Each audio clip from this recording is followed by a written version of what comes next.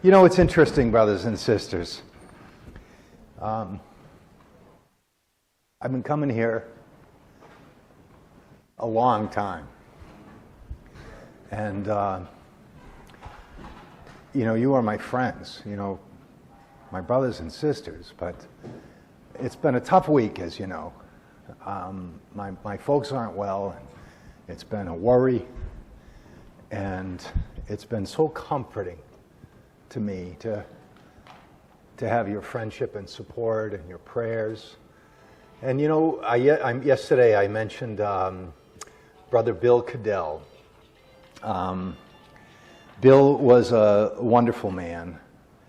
He was the guy that told the story about a new Pharaoh arose who knew not Joseph, and he was that guy. But he would often pray and say, I think Jim Sullivan knows what I'm going to say. Yeah, fellowship in need. He would pray, we meet together in a fellowship of need. And, you think about everything that's going on. We know, one of the great blessings of a life in Christ and a life in our community is that we know so many people. But with the knowledge of so many people comes also the knowledge and the love of so many people comes the knowledge of others' struggles. Strokes, Judy Fell, Cindy Scott, who, Bill Cadell, his daughter Cindy fell and broke her hip yesterday. It's like a lot of things. And I just find it so comforting to have the support of each other. We are strong together through Christ. And I just wanted to start by offering my thanks for you and appreciation. So here we are in our grand drama, the story of the Bible. And we have been walking our way through Act number 3. This is God's covenant with Israel. It's the longest section it's the longest part of the play. It encompasses 2/3 of the Bible story. And to try to become more clear and to digest this long section, I thought it would be helpful to break it down into 3 shorter scenes. We talked about how in scene 1 the nations would be blessed through Abraham and his family. And yesterday we spent most of our time talking about Israel's failures. We talked about how Abram was selected because he would teach his family to do right. And we can imagine his dismay as a father as he looks out and sees his children who are his seed, and it's through his seed that all nations will be blessed, and he sees that they can't even get along amongst themselves. And there must have been a heartache to that. And then God brought the Hebrews out of Egypt. He heard their groaning, and He redeemed them. He saved them from slavery. And there were these miraculous events that took place where the nation was fed in the wilderness by God, and how they were saved from utter destruction by going through the Red Sea. And despite all of those things, they complained and they rejected Moses. And then we saw how at Sinai God offers them this amazing promise. He says, if you obey me and keep my commandments, you will be my treasured possession. You'll be my treasured possession. You'll be a kingdom of priests. They were to go out and they were to teach everybody through the lips, the lips of the priest preserve knowledge. They were to teach everybody how wonderful their God was and demonstrate to them through their lives the actions of the true God in comparison to the idolatrous gods of the nations they were in, whether it was Egypt or in the land of Canaan. And despite all of that, they quickly fell into sin by creating idols themselves and they followed the ways of the nations instead. And the whole history of the kings of the people showed these, repeated errors, failures, missteps. And it eventually led to the destruction of Jerusalem and the captivity of the people. And most importantly, I would say, it led to the destruction of the temple and the removal of God's glory that once was there. First in the tent of meeting, where God and man dwelled together. And now it's gone. People come back from captivity as promised, but the glory's not there. And it was a devastating time for the people. And we began to look at this yesterday, and this is where the chasm between God's righteousness and our sinfulness is demonstrated so clearly. We feel it in our hearts sometimes. We know the good that we're to do, and we don't do it, and we hurt. Sometimes we mistreat one another, or we ourselves are mistreated. And it hurts. And we see this chasm, this gulf, whether it's between Israel's unrighteousness and God's righteousness, or whether it's within our own sinfulness and God's righteousness. We know there is a gulf there. And it demonstrates all the more our sin, our failures. These things demonstrate all the more clearly the righteousness of God. Turn with me to Romans. And I'd like to look at Romans chapter 3, verses 5 through 9.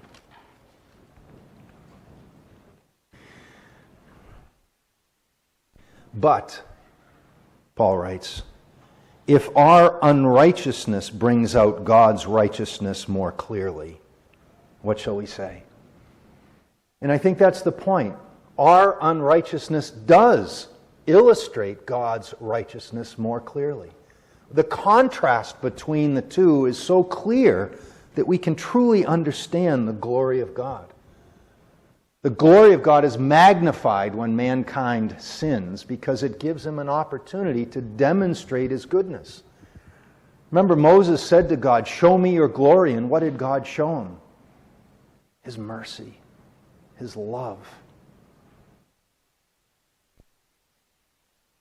And when we struggle with temptation, brothers and sisters, when we struggle with sin, when we struggle with mistreatment by others or to others, and we recognize it as such, and we desire to live a different life, we declare that God's way is the right way.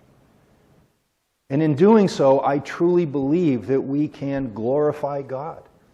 When we say in our hearts, the way I am going is wrong, I want to live more like Christ, that glorifies God.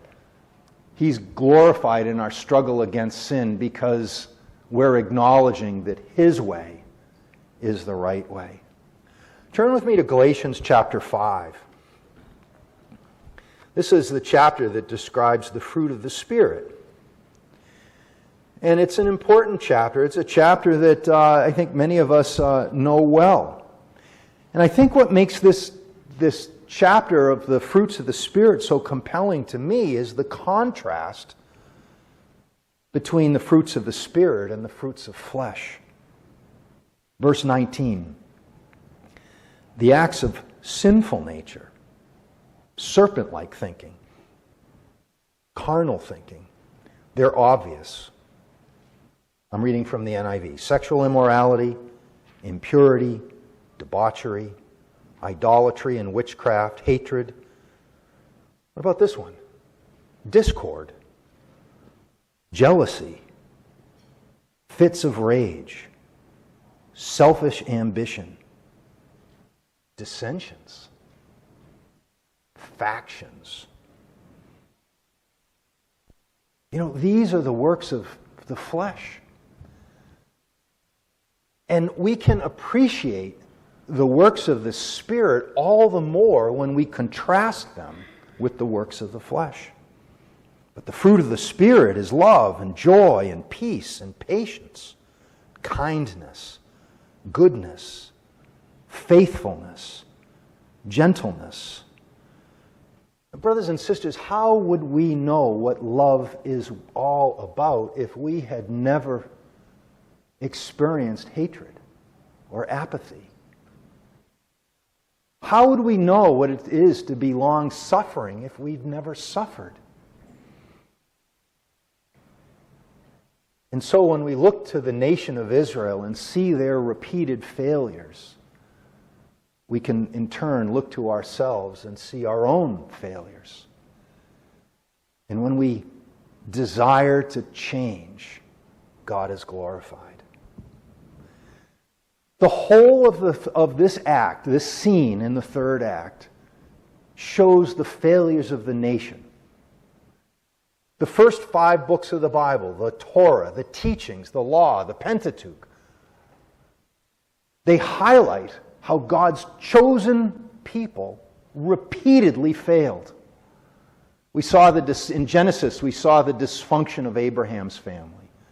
In Exodus, we saw how the nation immediately broke the first 2 of the commandments. In Leviticus, we saw that the people needed to symbolically purify themselves through these rituals in order to gain access to the tent of meeting where God and man were to dwell together. And the reason they had to symbolically purify themselves was because they were sinful, because they had this inclination to sin and they weren't qualified to be in the presence of the Almighty God. Leviticus describes the need for these rituals, these purification rituals. Numbers tells the story of their failed journey. They're going to the promised land and yet they doubt and they fail and they wander around for all of these years and they eventually rebel. They eventually rebel against both God and Moses.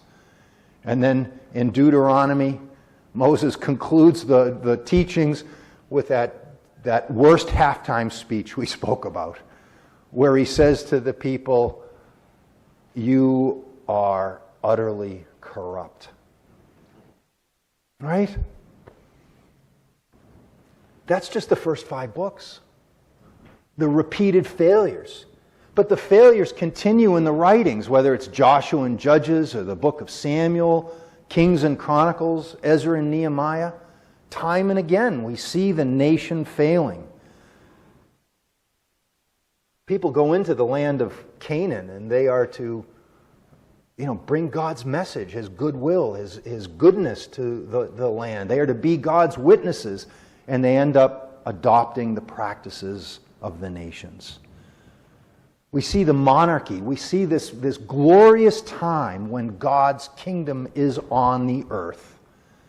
David is on the throne, and for the first time, the nation of Israel is independent and at rest from their enemies. And yet, we see the sins continue.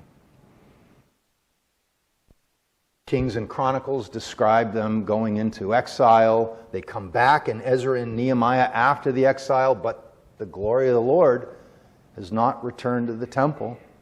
And the temple is a shadow of what it used to be. The wisdom books, same thing. Proverbs and Psalms and Ecclesiastes. They show the deep personal failings, the struggles that these individuals felt, that the waters were about to cover my head. I'm about to drown. And we've been there, haven't we, brothers and sisters? So, the Old Testament ends with disappointment.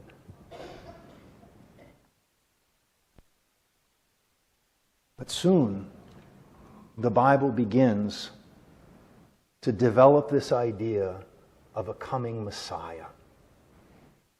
When they look at themselves, they realize how utterly corrupt they have been. They look at, we can look at Paul, and considers himself the chief of sinners, and we look at ourselves and think, what hope is there? But this wasn't a surprise to God. God knew all along that mankind would fail. When Adam and Eve rejected God in the garden, it wasn't a surprise to God. He had a plan from the beginning.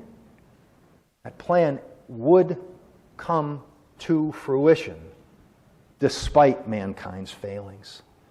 And so we start to see this message of hope and redemption get sprinkled in to the passages throughout the Jewish scriptures. It's not just about the failures of the people. It's about God's plan to save the people from their sins, the same way He saved them from the hands of the Egyptians. Whether it's the teachings in the first 5 books, whether it's the story of the conquest as they came into the land of Canaan, or the time they were united under King David, even after the division where Israel and Judah divided, and the exile, and after the exile. In all of these areas of their history, we saw the promise of a Messiah. When we go back to the Pentateuch, the Torah, we see the promise of a seed. We see the promises made to Abraham and repeated to Isaac and to Jacob. We see that the seed will come from the royal line, and that the promises that there was a promise of a prophet like unto Moses. These things start to germinate. And I apologize for bringing up these passages that are so well known to many of us, but I'm trying to sort of stitch together with this thread the hope that was first placed in the minds of these people. And I think we need to remember, brothers and sisters, that for us, with 21st century eyes and the benefit of hindsight, we can look at these passages and say, oh, of course, Eve is going to have a seed, and the seed will crush the serpent's head. But what do you think that passage meant to Eve when she first heard it? How did she understand it? What was it like when Eve experienced the rumblings in her belly when she first became pregnant? Like, this would have been a novel thing. She would have had no idea what was happening to her. And then she experiences the pain of childbirth, not having had anyone ahead of her to have coached her through it. It must have been a terrifying experience for her. And then there's this child that comes out of her, and she holds this child on her breast, and she looks at this child, and she says to herself, this is the seed. This is my child that will destroy sin, that will crush the seed of the serpent. We're going to expand on that thought later on. But for us, we look at these stories. We look at these promises, and they're all worked out for us. But as these messages were delivered to the original hearers, the original readers of these things, it took years of contemplation, I would think, for them to understand what it was all about. I will put enmity between you and the woman, and between your seed and hers. He will crush your head, and you will strike his heel. That's the first hint of the Messiah to come, the anointed one who will save the earth, save the world from sin. And then as we go on, we see this idea of a Messiah begin to germinate more. We get more details. The seed of Abraham, in your seed all the nations of the earth will be blessed. All the earth will be filled with the glory of the Lord. And it's through Israel that this will happen. But it's the same thing that God wanted from the beginning. Go forth and multiply. Be my image bearer. Carry my message across the land. Israel was to be God's witnesses, and it was through Abraham, his seed, that all nations of the earth would be blessed. And then we find out that the Messiah will come from the royal line of Judah. And then we hear that there will be a prophet raised up from Moses. And these things we start to understand through the benefit of hindsight, through the benefit of contemplation and prayerful study. But it would have been something for these people to discover it as they were spoken, as these things were promised. And we come from the teachings to the stories of the conquest. And, there's not a lot of information in this section of the Jewish history about the Messiah. I think you could look to the book of Ruth and you could see the story of the kinsman redeemer, and you could see how this nearer relative was the one that would save the people. And we can look to that and say, okay, in hindsight, we can certainly understand how Jesus is the kinsman redeemer. And I think that there is a lesson for us there, brothers and sisters, and that is sometimes when things are going well, we tend to just focus on what's going well. And we don't need the Messiah to come and save us from our sins because life is good. And that can be a danger. Brother Benoit spoke last night about how the gospel is so well received in the camps. And we go out and ask our neighbors, do you have 5 minutes? And it's a different story, perhaps.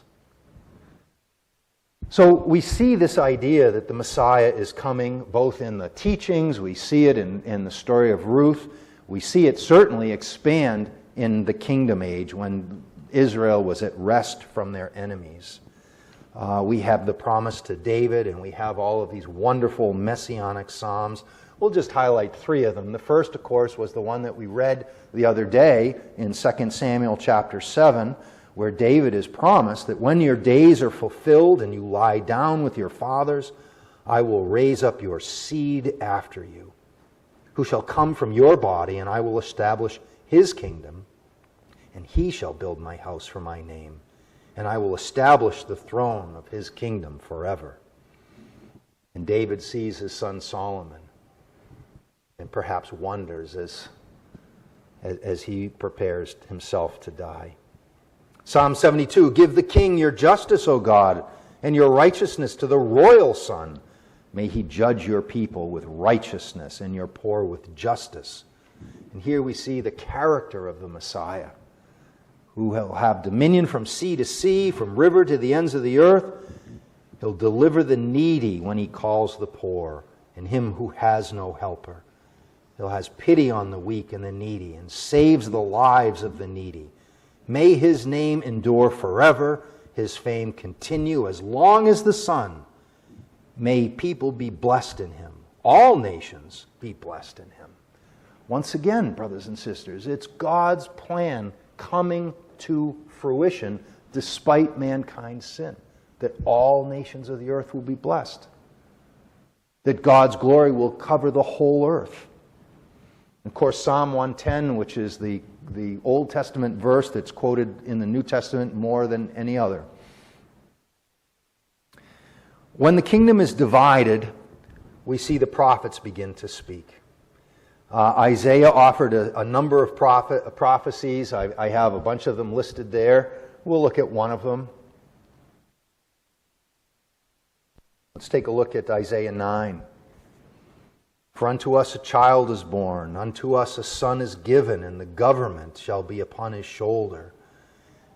His name shall be called Wonderful Counselor, Mighty God, Everlasting Father, Prince of Peace.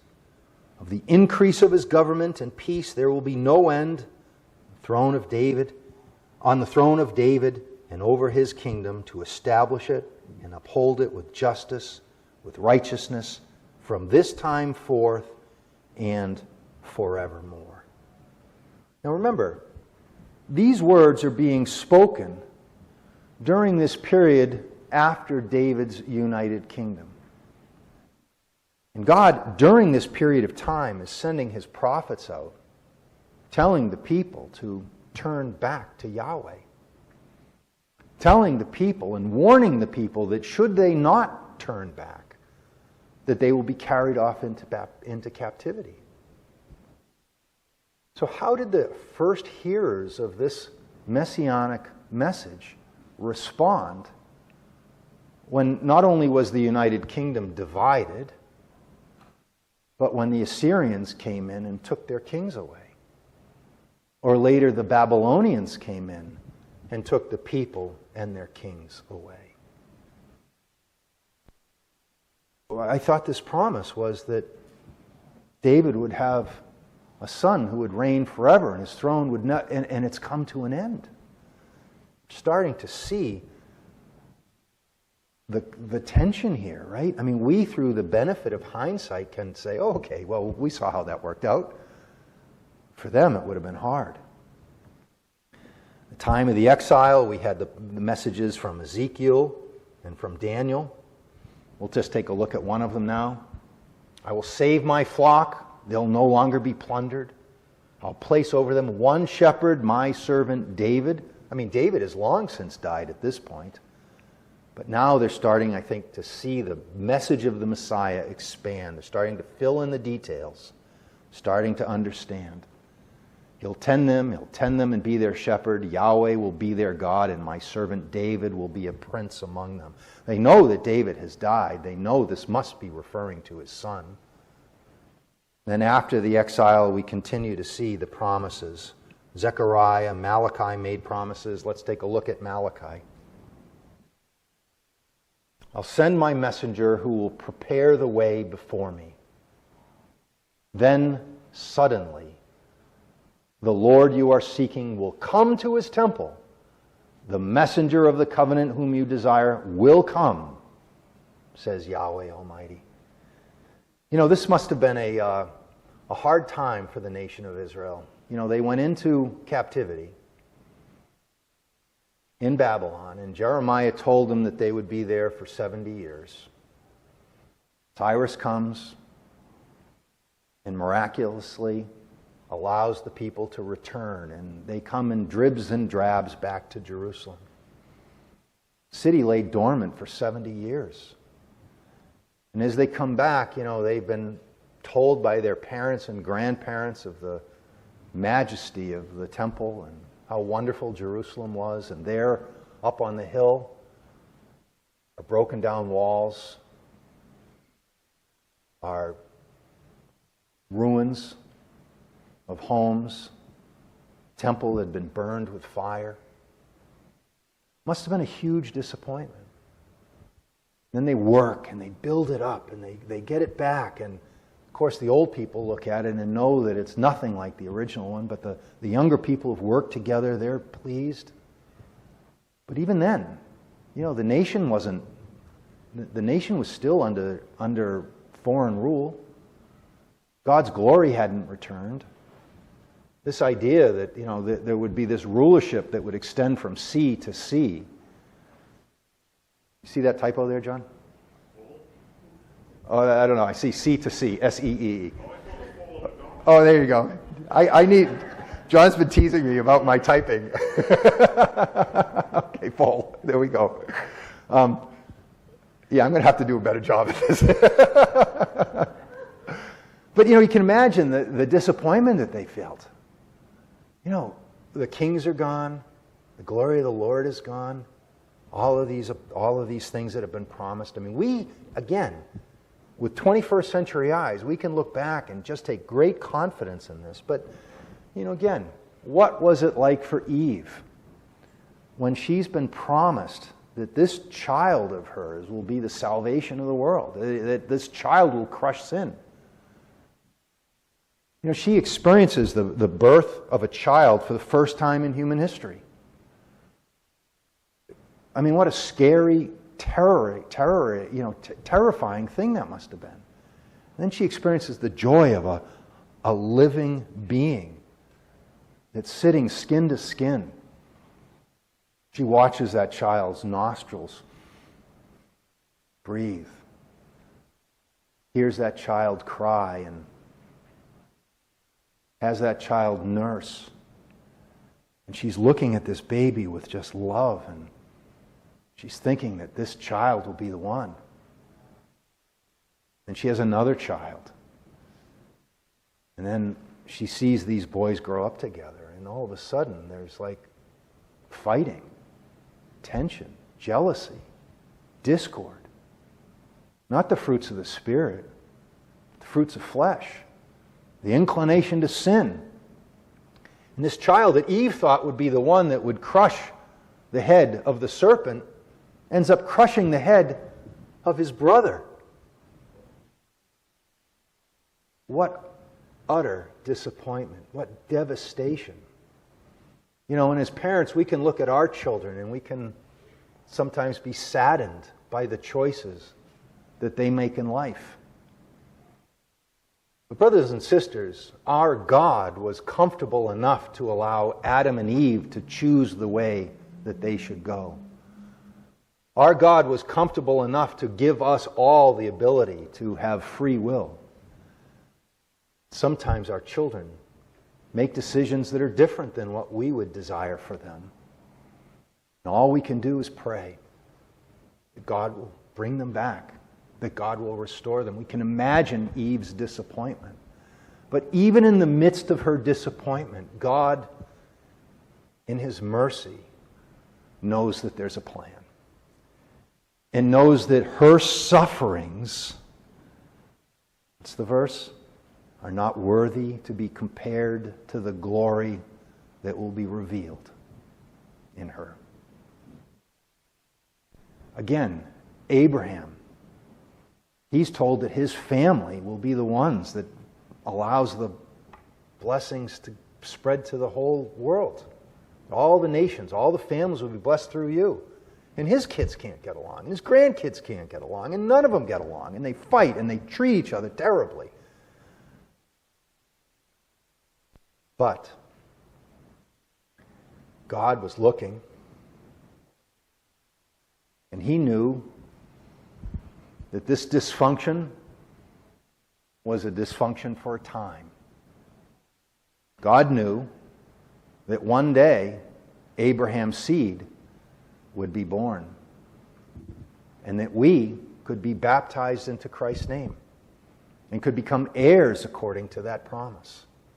God's plan would not be destroyed because of man's decisions. And while we are disappointed in life, while we sometimes suffer in life, while I see my mom and my dad struggling, or we see, just people hurting all around, we know this isn't the end. And God knows it isn't the end.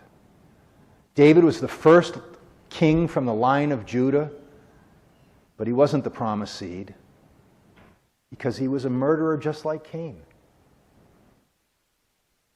Think of that. People see David, we have a king. He wants to build a temple to our God, Yahweh. And God says, not now. You're a man of blood, just as Cain was. And the people are confused. Not God. God can see. God has a plan, and it's working. All the kings of Judah and Israel sinned. They led the nation into collapse. And it seems like there's no hope at this point because the kings are gone. They've all been carried off into captivity.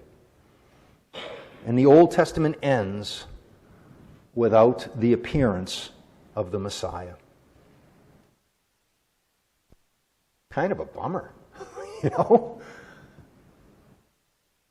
whole story begins like in the beginning, God created the heavens and the earth, and He has this plan that all the earth will be filled with His glory, and the Jewish scriptures come to a conclusion, and it's the same as it ever was. So the focus of this whole act, the third act of the Bible, is all on Israel's failure.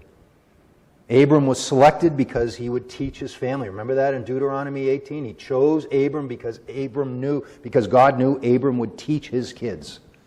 And even though he was able to teach them, they maybe didn't hear the message, they didn't obey the message, they sinned repeatedly.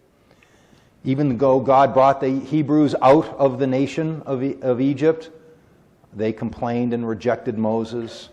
Even though God offered them that they would become a treasured possession, they rejected God. The whole of Israel's history showed the repeated failure. And brothers and sisters, we can look at this and we can say, how could they be so stupid? How could they be so faithless after all that God had done for them? And if you think that, you've fallen for the trap. I think that what we need to realize just as David realized, is that we're no different. We're absolutely no different. Our families aren't different. We have dysfunction just as Abraham had dysfunction. We sin just as David sinned. We are no different, and that's the point. If the Jewish nation could fail so miserably after all that Yahweh had done for them, it has to shock us into realizing that just as David was shocked, we are the man. And so I'm going to end here. I'm going to end a little bit early today. But I just want to end with this idea that the Jewish nation is looking in suspense for this Messiah to come because their lives are hard. Their lives are full of disappointment. When we started I think the first class that I gave that Sunday night was about the oppression that the Jews felt under the hands of the Romans. I mean, that was their life. I mean, since the time of David, they had never been an independent state. They were under rulership of one kingdom or another. And they suffered and suffered and suffered. And they wanted a Messiah, and they were looking for a Messiah. And when we come to the intermission, the curtain closes. But you know what? Tomorrow, when the curtain opens again, the suspense about the Messiah is going to disappear in the very first sentence. When we learn that that Jesus is the son of Adam, the son of David, and that Jesus is this promised Messiah that we have all been looking for. So thanks for your attention, everybody.